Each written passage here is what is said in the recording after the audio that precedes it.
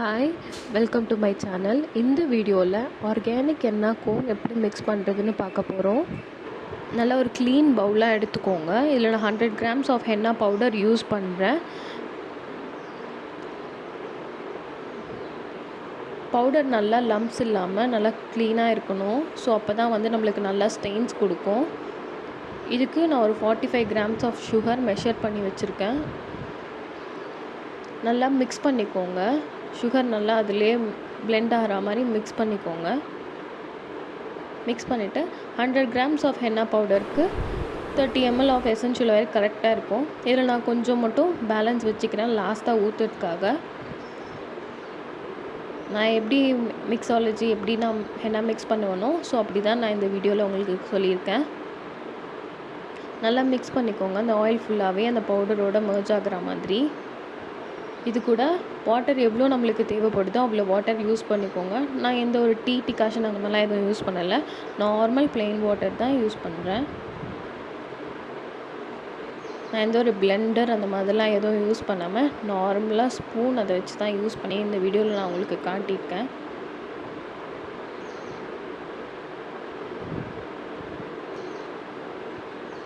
நல்லா ஃபுல்லாக மிக்ஸ் பண்ணிக்கோங்க.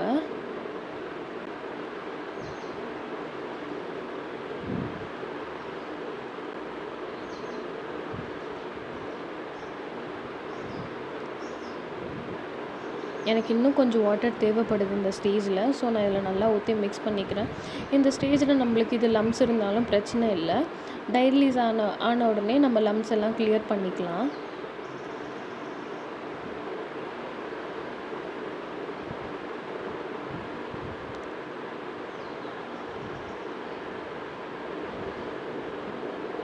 நல்லா மிக்ஸ் பண்ணுங்கள். இந்த ஸ்டேஜ்லேயே பார்த்தீங்கன்னா உங்களுக்கு கலர் சேஞ்சஸ் தெரியும்.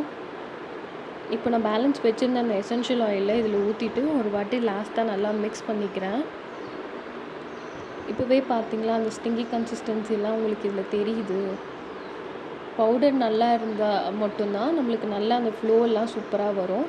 அந்த கன்சிஸ்டன்சியும் அப்போ தான் நல்லா இருக்கும். இல்லைன்னா ஒரு மாதிரி விட்டு விட்டு தான் வரும். பவுடரும் நல்லா இருக்கணும். அதே மாதிரி எசென்ஷியல் ஆயிலும் நம்ம நல்லா யூஸ் பண்ணணும். இந்த ஸ்டேஜில் நல்லா லம்ப்ஸ்லாம் இருந்தாலும் அதை பற்றி நம்ம எதுவும் ஒரி பண்ணிக்க வேண்டாம். இப்போ இதை நல்லா செட் பண்ணிவிட்டு வச்சுருங்க. அப்படி இருக்கு. இப்போ நான் ஒரு லிட் போட்டு க்ளோஸ் பண்ணிடுறேன். இது ஒரு 8 ஹவர்ஸ்க்கு இருக்கட்டும். நம்ம நெக்ஸ்ட் டே எடுத்து பார்ப்போம். அப்போ தான் டை ரிலீஸ் ஆகியிருக்கும். இதுலேயே உங்களுக்கு தெரியும் நான் இது அப்படியே ஒன்றும் பண்ணலை. இப்போவே பாருங்கள் என் கையில் எந்த அளவுக்கு ஸ்டெயின்ஸ் இருக்குது. நான் வெறும் மிக்ஸ் தான் பண்ணேன், அதுக்கே இந்த அளவுக்கு ஸ்டெயின்ஸ் இருக்குது. ஸோ இது நெக்ஸ்ட் டே எடுத்த வீடியோ. நல்லாவே பார்த்தீங்கன்னா மேலே உங்களுக்கு நல்லா தெரியும், நல்லா டை ரிலீஸ் ஆகியிருக்கு. இப்போ நான் உங்களுக்கு ஒரு ஸ்பூன் வச்சு காட்டுறேன். உங்களுக்கு அப்போ நல்லா தெரியும் இது எப்படி டை ரிலீஸ் ஆகிருக்குன்னு. இந்த டிஃப்ரென்ஷியேட் பார்த்தீங்களா எப்படி ஆகிருக்கு டை ரிலீஸ். இப்போ தான் நம்ம ஹென்னா சூப்பராக ஸ்டெயின் கிடைக்கும். இப்போது இந்த ஸ்டேஜில் நல்லா மிக்ஸ் பண்ணிக்கோங்க. இந்த ஸ்டேஜில் தான் நம்ம எந்த லம்ப்ஸுமே இல்லாமல் மிக்ஸ் பண்ணணும். இந்த வீடியோவில் நான் எந்த ஸ்டாக்கிங்ஸ் அந்த மாதிரி எதுவுமே நான் யூஸ் பண்ணலை. நார்மல் ஸ்பூன் வச்சும் அந்த குட்டி ஸ்பேச்சுலா வச்சு மட்டும்தான் யூஸ் பண்ணுறேன்.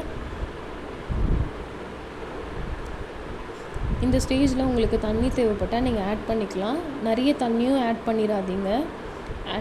தண்ணி நிறையா ஆயிடுச்சுன்னா நம்மளால் எதுவுமே பண்ண முடியாது. ஏன்னா அது டை ரிலீஸ் ஆகிடுச்சு. நம்ம எந்த ஒரு பவுடர் போட்டு எது பண்ணாலுமே அது வேஸ்ட் ஆகிரும். ஸ்டெயின்ஸ் நம்மளுக்கு கொடுக்காது. ஸோ அதனால் கொஞ்சம் கொஞ்சமாகவே தண்ணி ஆட் பண்ணி யூஸ் பண்ணுங்கள்.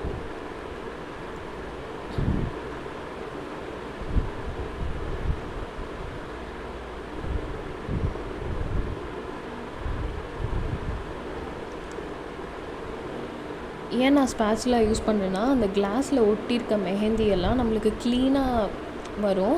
இது நார்மலாக சூப்பர் மார்க்கெட்டில் 30 ரூபீஸ்க்கு கிடைக்கிற அந்த குட்டி ஸ்பேச்சுலா தான். நல்லா மிக்ஸ் பண்ணிக்கோங்க.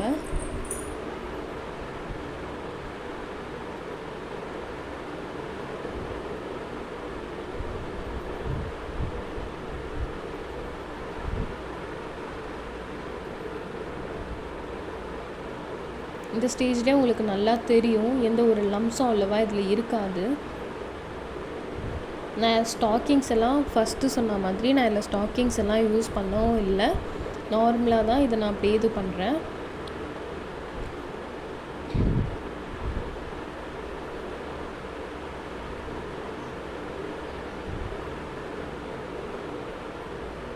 நல்லா மிக்ஸ் பண்ணிக்கோங்க. ஏர் பபிள்ஸ் கூட இதில் இருக்கக்கூடாது. ஹேர் பபிள்ஸ் இருந்துச்சுன்னா நம்ம பைப்பிங் பேக்கில் மாற்றினக்கப்புறம் அந்த கோனில் நம்ம ஃபில் பண்ணும் போது அந்த ஏர் பபிள்ஸோடு சேர்ந்து ஃபில் ஆயிரும். அப்போ நம்மளுக்கு வந்து டிசைன்ஸ் போட சொல்ல ஒரு மாதிரி ஸ்டக் ஆகி வரும். ஸோ அது நம்மளுக்கு கஷ்டமாக இருக்கும் போடுறதுக்கு. உங்களுக்கு தெரியுதா அந்த கன்சிஸ்டன்சி நல்லா ஃப்ளோவாக இருக்குது. ஸோ இந்த ஸ்டேஜ் போதும்.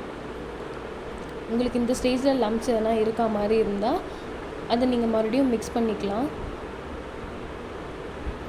இப்போ நான் இதை பைப்பிங் பேக்கில் மாற்றிடுறேன். நார்மல் கிளாஸ் தான், வீட்டில் இருக்க கிளாஸ் தான் யூஸ் பண்ணிவிட்டு ஸ்மால் சைஸ் பைப்பிங் பேக் தான் நான் இதில் யூஸ் பண்ணுறேன்.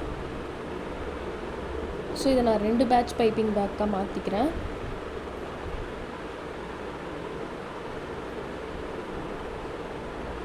பொறுமையாகவே போடுங்க, ஏன்னா இது குட்டி பைப்பிங் பேக்ன்றதுனால நான் கொஞ்சமாக தான் போட்டுக்கிறேன்.